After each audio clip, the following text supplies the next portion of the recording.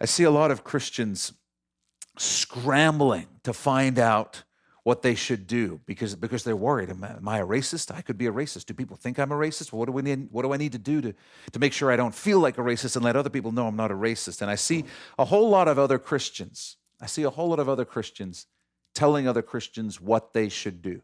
Here's a list of things you should do. Here's books you need to read. Here's an organization you need to give to financially. You need to find some black people and you need to serve them. You need to do this. You need to do this. If you're serious about change, listen to me, church. Listen to me. And then stay with me because I'm going somewhere with this. Be very careful. Be very careful of well-intentioned legalism. Be very careful of well-intentioned legalism. Because when you buy into that, a list of things we need to do, what you're saying is, oh, the only problem is that I didn't know what I was supposed to do now. That's why I had this sin issue in my life. That's just not how it works. It's not like if we're struggling with lust, we can suddenly read some Bible verses that tell us it's sin, and then we go, oh, okay, now I'm cured from lust because I know what I'm supposed to do. It's a heart issue that goes much, much, much deeper. Part of the story of almost the whole Old Testament is God giving his people the law, saying, here's what you need to do to be righteous. And then for a couple of thousand years, it's the story of Israel failing to be able to keep the law. That's a huge part of the entire point of the Old Testament, proving that we can't be good by just being given a list of things we need to do. It doesn't work. That's legalism. It never works.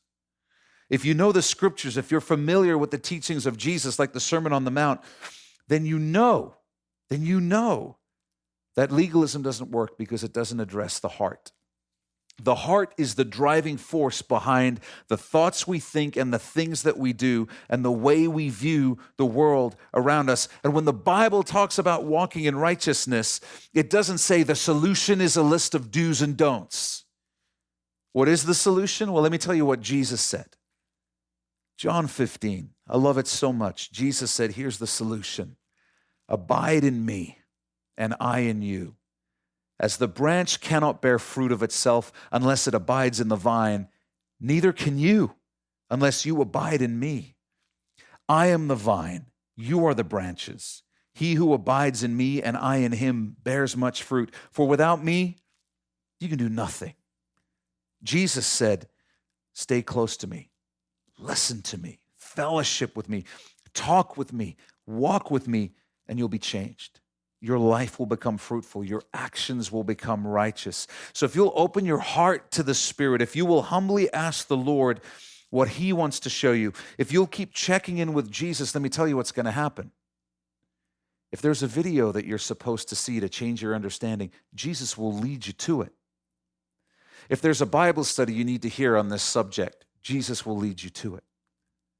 If there's a book that you need to read, Jesus will bring it across your path and the Holy Spirit will prompt you and say, you need to read that one.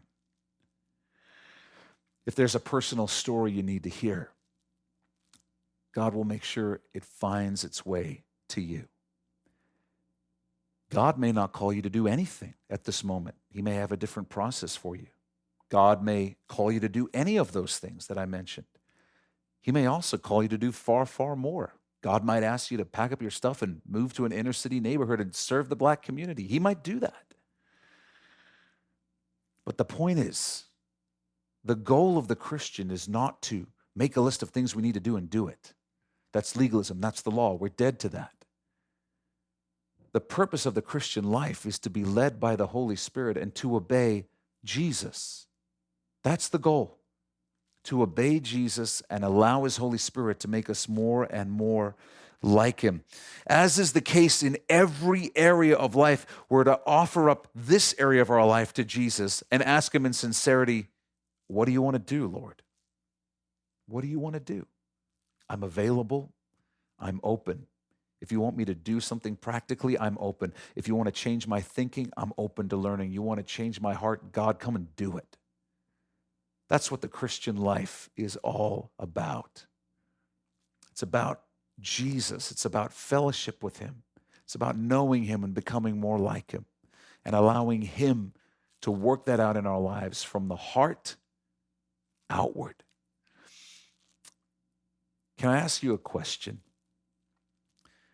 Have you done that with regards to all the racial upheaval taking place in the world right now? Have you asked the Lord to lead you? Have you asked him if there's anything he wants to do in your life? If you haven't, please do. Please do.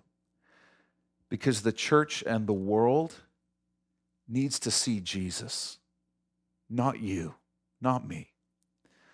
The church and the world needs to hear the voice of Jesus, not your opinion or mine. The most important thing right now, as always, is not statistics. It's not viral videos. It's not anything like that. The most important thing is Jesus, and his mission on the earth right now is bringing people into his family. That's the most important thing. And we were created Imago Dei. You and I were created to represent Jesus on the earth, to be his ambassadors on the earth. And so I want to ask you, are you doing that in this cultural moment? Are you representing yourself and your own opinions and your own feelings and thoughts, or are you representing the heart of God